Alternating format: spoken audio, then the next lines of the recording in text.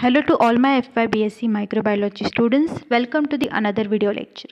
So we have completed the cultivation part. We have seen the cultivation of bacteria, viruses, fungi, actinomycetes, and now in this lecture we will learn how to culture the bacteria in the laboratory. Okay, we will see how to culture and we will see the concept of the pure culture and the enrichment culture. Okay, we will learn how the pure culture technique is performed and what is enrichment. Okay, how the enrichment culture can be prepared in the lab. Okay, so we will see these things in this lecture. So without wasting any further time, let's start. So first thing which we need to know is the enrichment culture technique. Okay, the concept behind the enrichment. So when we studied the types of media, we have already seen that medias are of different types based on how they cultivate the organisms. Okay, I mean microorganisms. Now that in the types of media we have seen the two types of media, enriched media and the enrichment media.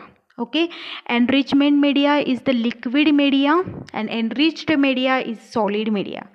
And what this enrichment thing is, तो जहाँ पे आप जो आपको desired organism है, जो आपको grow करना है, आप उसी को ग्रो करते हो और उसी की ग्रोथ को सपोर्ट करने के लिए कुछ ऐसे मीडिया में इंग्रेडिएंट्स डालते हो कि जो बाकी ऑर्गेनिज्म को सप्रेस कर दे ग्रोथ के लिए, और जो आपको ग्रो करना है वही ऑर्गेनिज्म मीडिया में ज़्यादा से ज़्यादा ग्रो हो. That is known as enrichment.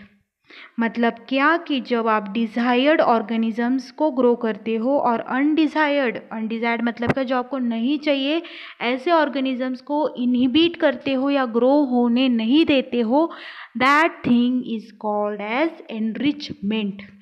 तो एनरिचमेंट क्यों करनी है आपको कि आपको सपोज मुझे इकोलाई चाहिए. ठीक है, मेरे पास एक सैम्पल है जिसमें बहुत सारे माइक्रो ऑर्गेनिजम्स है, मुझे नहीं पता कौन से है, उसमें इकोलाई भी है लेकिन मुझे चाहिए बस E coli.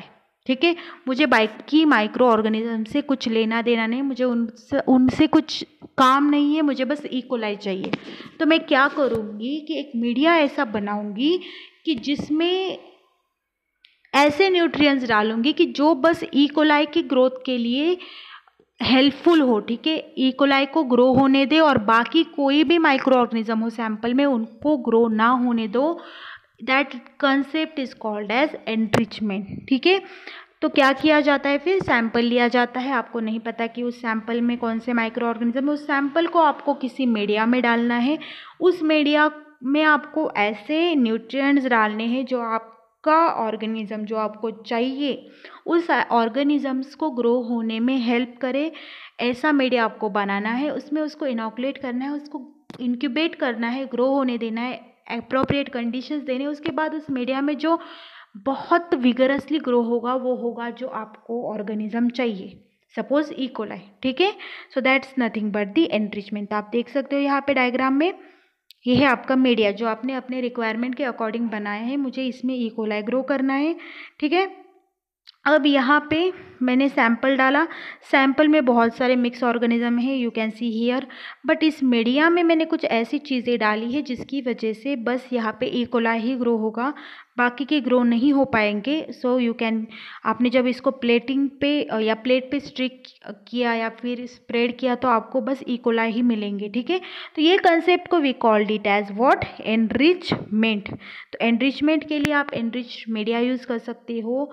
Like different medias are been employed, जिसमें आप सपोज आपको कोई हेमोलाइटिक ऑर्गेनिज्म ग्रो करना है तो आप इसमें ब्लड डाल सकते हो या फिर एग यॉक डाल सकते हो. ठीक है, डिपेंडिंग आपको कौन सा ऑर्गेनिज्म ग्रो करना है आप उसके अकॉर्डिंगली उस मीडिया में न्यूट्रिएंट्स डालते हो.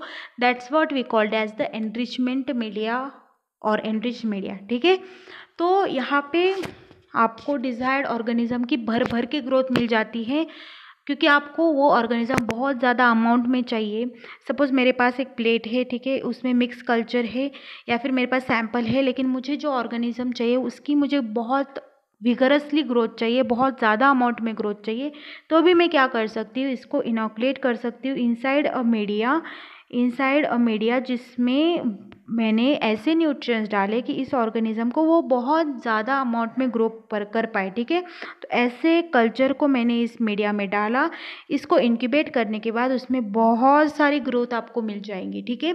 मतलब अगर आपको बहुत ज़्यादा अमाउंट में भी बैक्टीरिया चाहिए तो आप एनरिचमेंट टेक्निक एम्प्लॉय कर सकते हो। ये टेक्निक जो है ये डिस्कवर की थी बिजरनिक ने, ठीक है। बिजरनिक ने जो साइंटिस्ट थे बिजरनिक, उन्होंने ये टेक्निक इंट्रोड्यूस की थी क्योंकि उनको उनके डिज़ायर्ड माइक्रो ऑर्गेनिज्म जो उनको ज़रूरत थी ऐसे माइक्रो ऑर्गेनिजम्स को उनको आइसोलेट करना था। That's why they employed this technique, और वही टेक्निक आज तक हम यूज़ करते हैं for the enrichment of the desired micro organism, ठीक है।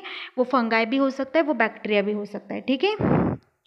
अभी ये क्यों करना है, क्योंकि क्या होता है कि हमारे पास जो सैंपल है हमें नहीं पता उसमें कौन से माइक्रो ऑर्गेनिज्म है, इसलिए डिज़ायर्ड ऑर्गेनिज्म को ग्रो होने के लिए हम उसमें न्यूट्रिएंट्स डालते हैं, ऐसे न्यूट्रिएंट जो बाकी ऑर्गेनिज्म की ग्रोथ स्लो कर देता है और जो हमें चाहिए वही माइक्रो ऑर्गेनिज्म की ग्रोथ बढ़ा देता है, ठीक है, ग्रोथ रेट बढ़ा देता है।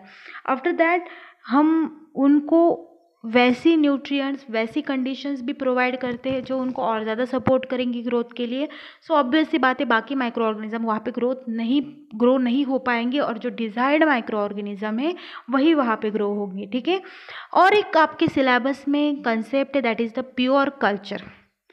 प्योर कल्चर आपने शायद सुना होगा, नहीं सुना होगा। तो प्योर का मतलब ही क्या होता है, जो एक ही टाइप का हो, ठीक है, उसमें डिफरेंट शेड्स ना हो, उसमें डिफरेंट वैसे टाइप्स ना हो, ठीक है, प्योरली एक ही टाइप का। तो that is what we called as pure culture. मतलब क्या, ऐसा कल्चर ऑफ माइक्रो ऑर्गेनिज्म जिसमें सारे जो माइक्रो ऑर्गेनिजम्स है, सारे जो सपोज मैंने बैक्टीरिया ग्रो किए तो जो सारे बैक्टीरिया है वो एक ही टाइप के है। फॉर एग्जांपल वो ई कोलाई ही है, फॉर एग्जाम्पल वो बैसिलस ही है, उसमें बाकी कोई माइक्रो ऑर्गेनिजम्स नहीं है, कोई फंगाई नहीं है, then what I called it as pure culture. आपने जब न्यूट्रिएंट अगार की प्लेट देखी होगी तो उसमें से कॉलोनीज होती, ठीक है। तो वो जो कॉलोनी होती है, एक कॉलोनी क्या रिप्रेजेंट करती है, एक टाइप का बैक्टीरिया। और ये ही बैक्टीरिया मुझे सब प्लेट पे दिख रहा है, एक ही टाइप की कॉलोनीज दिख रही है, राउंड है, वाइट कलर की है, ओवल शेप की है, थोड़ी सी वैसे पेल येलो कलर की है या फिर वाइटिश कलर की है, लेकिन सभी कॉलोनीज एकदम एक समान एक जैसी दिख रही है। तो ये क्या हुआ फिर, प्योर कल्चर, ठीक है। ये प्योर कल्चर है। तो इसमें से मैंने क्या किया, एक कॉलोनी ली और न्यूट्रिएंट ब्रॉथ में डाल दी, ठीक है, और उसका पूरा मैंने एनरिच किया, ठीक है। तो ये भी क्या हुआ फिर, प्योर कल्चर। ये लिक्विड में भी हो सकता है, सॉलिड में भी हो सकता है। प्योर कल्चर मतलब क्या, कि उसमें कोई कंटामिनेशन नहीं। कंटामिनेशन मतलब क्या, अनडिजायरेबल माइक्रो ऑर्गेनिज्म। अगर मेरे पास ऐसी प्लेट है जिसपे एक बैक्टीरिया थोड़ी सी, एक कॉलोनी थोड़ी राउंड है, एक थोड़ी सी डिफरेंट कलर की, थोड़ी सी रफ है, थोड़ी अलग शेप की है, थोड़ी लार्ज है, या थोड़ी और डिफरेंट है from the colony I require, तो मैं क्या कर सकती हूँ फिर, इसका मुझे प्योर कल्चर बनाना है तो मुझे बस यही कॉलोनी चाहिए। तो मैं एक ही कॉलोनी को एक दूसरे मीडिया में डाल सकती हूँ, न्यूट्रिएंट मीडिया में, और उसमें इसको पूरा एनरिच कर सकती हूँ, ठीक है।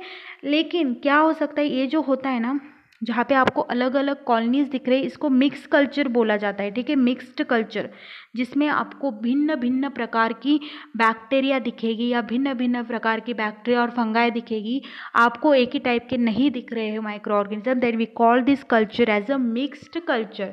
प्योर कल्चर कब होता है, वो जब वहाँ पे बस एक ही टाइप का आपको बैक्टीरिया दिख रहा है, एक ही टाइप का आपको फंगाई दिख रहा है, then we call it as what, pure culture, ठीक है। तो यहाँ पे ओके, सो प्योर कल्चर जो होता है, it has a single species of organism, ठीक है, वहाँ पे कोई कंटामिनेशन नहीं होता। मिक्स कल्चर मतलब क्या, वहाँ पे एक से ज़्यादा माइक्रो ऑर्गेनिज्म हो सकते हैं। You can see here in the diagram, यहाँ पे आप प्योर कल्चर देख सकते हो, यहाँ पे आपको दिख रहा होगा सभी ऑरेंज कलर की है, सभी एक शेप की है, एक ही कलर की है, एक ही साइज़ की है, ठीक है। That's why it is the, अब ये एक ही बैक्टीरिया इसलिए एक ही साइज़ का है, एक ही शेप का है, इसलिए we called it as what, pure culture. लेकिन इस कॉलोनी को देखिए आप, सॉरी इस प्लेट को देखिए कि यहाँ पे आपको डिफरेंट डिफरेंट कलर की कॉलोनीज दिख रहे, थोड़े अलग शेप के दिख रहे, टेढ़े मेढ़े से ये शेप्स दिख रहे, डिफरेंट, कहीं पे ब्राइट कलर दिख रहा, कहीं डार्क कलर दिख रहा। तो ये जो है it is a mixed culture, ठीक है। मिक्स्ड कल्चर मतलब क्या, जहाँ पे आपको भिन्न भिन्न प्रकार की कॉलोनीज दिखती है, that is the mixed culture. And when we observe only a single type of organism on the plate, then we call it as what, pure culture, ठीक है। तो ये दोनों कंसेप्ट आपको याद रखनी है कि मिक्स कल्चर, प्योर कल्चर आपको क्यों चाहिए, क्योंकि आपको सपोज आपको एक ही बैक्टीरिया की रिक्वायरमेंट है, एक ही बैक्टीरिया की आपको ज़रूरत है लैब में ग्रो होने के लिए, या फिर आपको उससे कुछ प्रोडक्ट बनाना है, कुछ एंटीबायोटिक बनाना है, कुछ विटामिन्स बनाना है, और आपको वही बैक्टीरिया चाहिए, ठीक है। तो ऑब्वियस सी बात है, मिक्स कल्चर का आप क्या करोगे, आपको तो वही बैक्टीरिया चाहिए, तो आप उसका क्या करोगे फिर। उस प्लेट में आपको सपोज मिक्स कल्चर दिख रहा है, जैसे यहाँ पे, तो मैं यहाँ में से ऑरेंज कलर का सेल लूँगी, वो एक नए प्लेट पे डालूँगी, और नए प्लेट में उसको स्ट्रिक करूँगी, स्प्रेड करूँगी, तो वहाँ पे आपको पूरे प्लेट पे बस ऑरेंज कलर की कॉलोनीज ही मिलेंगी, और इससे मुझे भर भर के ग्रोथ मिलेंगे ऑरेंज कलर की कॉलोनीज़ की, और उससे मैं अपना जो भी रिक्वायर्ड प्रोडक्ट है वो आइसोलेट कर सकती हूँ। तो यही आपको करना है यूजिंग द प्योर कल्चर। तो इवन लैब्स में भी प्रिजर्व किया जाता है प्योर कल्चर को, क्योंकि क्या होता है कि हमें डिफरेंट डिफरेंट कल्चर्स की रिक्वायरमेंट होती है, डिफरेंट बैक्टीरिया की रिक्वायरमेंट्स होती है, तो आप उसका प्योर कल्चर बना के बहुत दिनों तक प्रिजर्व कर सकते हो, ठीक है। तो ये हुई concept of pure culture and the enrichment.